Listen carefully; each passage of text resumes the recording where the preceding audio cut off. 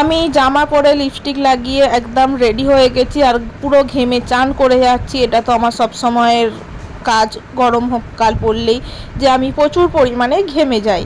তো এখানে মা রেডি হয়ে ব্যাগ গোছাচ্ছিল, কারণ মা অনেক দিন ধরে বলছিল গঙ্গায় চান করতে যাবে।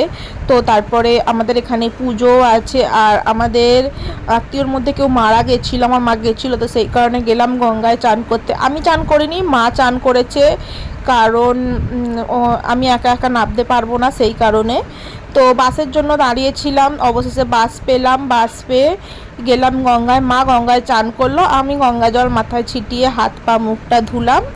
ধুয়ে তারপরে লঞ্চে করে একটা জায়গায় যাচ্ছিলাম।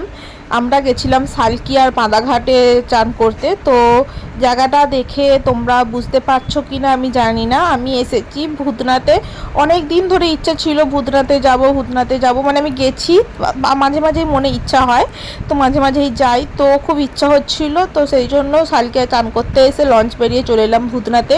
আর আজকে এত সুন্দর, মানে চারিদিকটা ফাঁকা ছিল, খুব ভালোভাবে পুজো দিলাম, ভূতনাথ বাবাকে দর্শন করলাম, মোটা বাবার মন্দিরে গেলাম, ওনাকে দর্শন করলাম, ওনার কাছে প্রণাম নিলাম, প্রণাম জানালাম।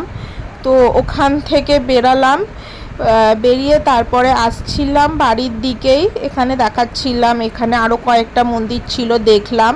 তো দেখে তারপরে দেখলাম যে একটু ভিড় হয়েছে, আজকে খুব ভালোভাবে পুজো দিচ্ছিল, সামনে থেকে পুজো নিচ্ছিল। তো তারপরে বাড়ি যাওয়ার সময় খেলাম ধোকলা, আমি আর মা, আমি ফার্স্ট টাইম খেলাম। তো তারপরে সালকিয়ার বড়মার মন্দিরের পুজো দেখে বাড়ি ফিরলাম।